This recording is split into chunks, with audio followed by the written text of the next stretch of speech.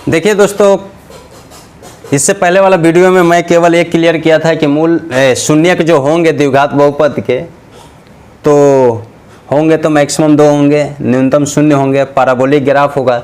तो कैसे होगा, तो इसके लिए मैं एग्जांपल लिया था कि 2x² - 5x + 3। इससे आपको क्लियर है कि a का मान 2, b का मान -5, यहाँ b का मान, ये अचर पद c। x² में जिससे गुना हुआ है उसको a बोलते हैं, x में जिससे गुना हुआ है उसको -b बोलते हैं और अचर पद को c बोलते हैं। इस प्रकार d निकाला जाता है। d का वैल्यू, d विवेक चर, यही बतलाता है शून्य की प्रकृति। d ही बतलाता है, विविकतर बोलिए चाहे विवेचक बोलिए, डिस्क्रिमिनेंट बोलिए। b² - 4ac, b का मान है -5 का होल स्क्वायर -4, a का मान 2 और c, यानी a दोनों के गुणनफल में 4 से गुना, अब b², ये बीच वाला का स्क्वायर, 25 - 24 1 0 से बड़ा है, यानी इसका मतलब हमने बतलाया था कि मूल अलग अलग होंगे। तो d निकालने के बाद आपको कुछ नहीं करना है, शून्यक निकालना है। तो शून्यक ऐसे निकाल दीजिए।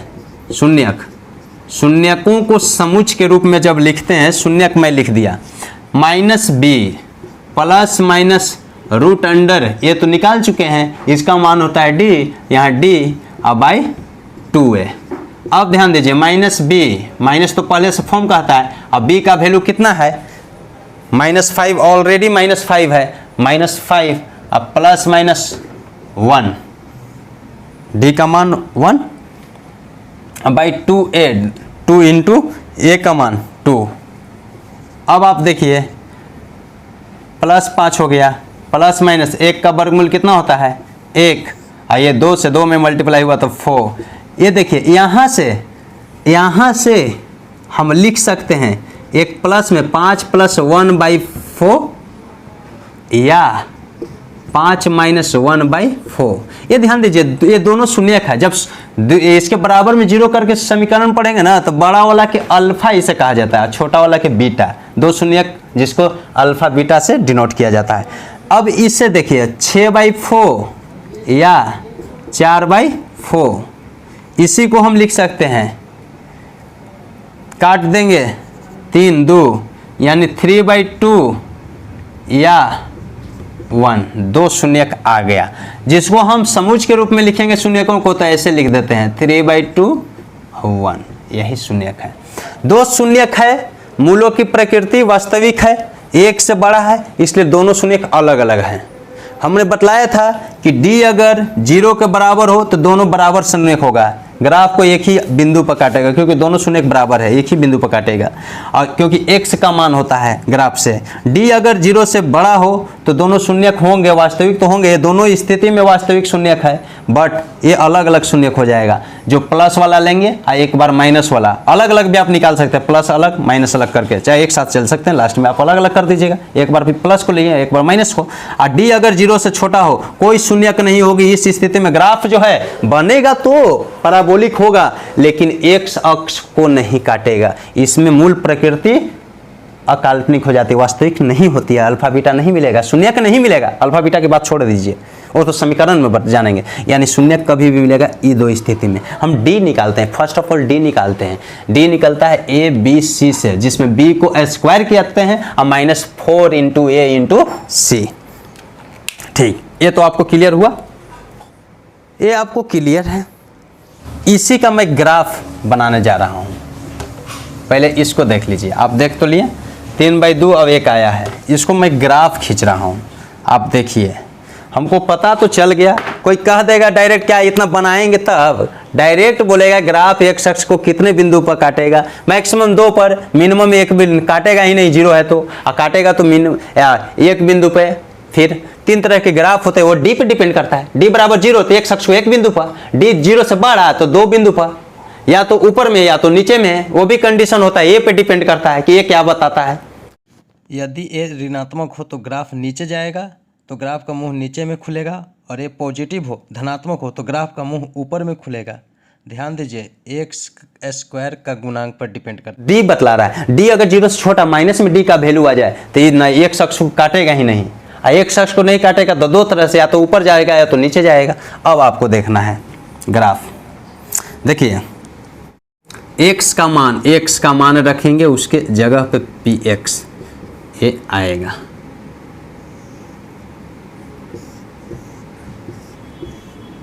4 5 लेना पड़ेगा ना, 4 5 लेते हैं। x का मान यहाँ आपको रखना है 0 रख देते हैं पहले, x का मान 0, तो ये तो पूरा 0 हो जाएगा, ये भी पूरा 0 होगा, 3 मिलेगा px कोटि, ये y का मान बतलाता है। ठीक, ये y में भी ग्राफ रहेगा तो x भुजे बतलाएगा, उससे सापेक्ष जो px निकालेंगे वो जो है y बतलाता है। x का मान हम -1 रखते हैं, 1 तो 4 2 1 रख के देखिए, यहाँ 1 आप इसको रख के देखिए, 2 आएगा, यहाँ -5 3 और 2 5 5 तो 1 तो 0 हो जाएगा। ठीक, अब देखिए x का मान हम 2 रखते हैं, 2 दूनी 4 दूनी 8, 8 में से 10 गया, 2 यहाँ रखेंगे, 8 में से 10 गया, -2 अब +3, -2 +3 तो 1 हो गया। ठीक, इसी प्रकार से आप 3 रखिए, चाहे -1 रखिए, 3 रखिए, 3 से 3 में गुना किए, 9 दूनी 18, 5 दिया 15, 18 में से 15 खट माइनस हुआ, 3 और 3 6, 3 रखेंगे तो 6। इसको आप ग्राफ खींच कर देखिए,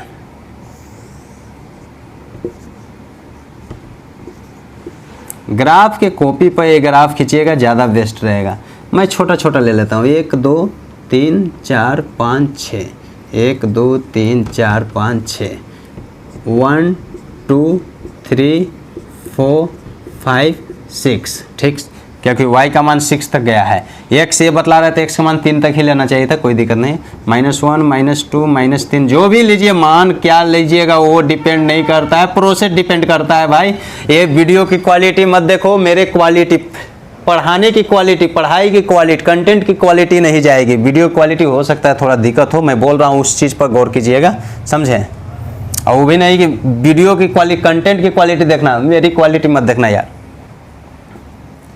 देखिए 0 x का मान 0, y का मान भुज 0, y 3 कोटि, ये 0 है, कोटि 3 यहाँ पे आ गया एक बिंदु, 1 और 0, x का मान 1 और 0 तो यहीं पर रह जाएगा, 2 और 1 2 यहाँ और 1 ये तो ऐसे ऐसे ना यहाँ पे।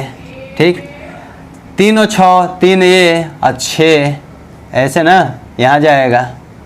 ठीक, ये हो गया। इसको मिला कर देखिए, ऐसे ऐसे मिलाइएगा ना, जब इसको आप मिलाइएगा तो पता चल रहा है कि यहाँ से मुड़कर ऐसे जाएगा, 2 बिंदु पर काटेगा, एक और होगा 1.5 है ना। क्या आंसर आया था? 3/2 आया था, 1 यहाँ पर पता चल रहा है कि जब और सारा पॉइंट सही से ग्राफ पर खींच कर देखिएगा, जब इसको मिलाइएगा, अरे गड़बड़ हो गया यार, यहाँ पर भी तो एक पॉइंट था, नहीं 1 और 0 नहीं, ठीक है। तो ये देखिए ऐसे मिलाएंगे ना तो ऐसे ये जो है ना ऐसे जाएगा, पहले ये जो जा रहा था यहाँ आधा में भी जा रहा है, 3/2 भी। एक शख्स को 2 बिंदु पर काट रहा है कि नहीं, एक शख्स को 2 बिंदु पर काट रहा है कि नहीं। ग्राफ पेपर पे मैं आपको इसका सही से बतलाऊंगा, घबराना नहीं है, समझे, जाइएगा नहीं। इसी तरह से आपको, अब आप ध्यान दीजिए, सिंपल सी लॉजिक है। ये मुंह ऊपर में खुल गया, मुंह नीचे में कब खुल जाएगा? 1 का मान अगर पॉजिटिव हो, खैर इसको रहने दीजिए, वो मैं बतला दूंगा नोट में, कहीं ना कहीं आपको मैं सब चीज़ द्विघात समीकरण पढ़िएगा तो वहाँ पे मैं आपको बतलाऊंगा। ठीक, ये हो गया द्विघात बहुपद, शून्य कितने होंगे, कैसे होंगे।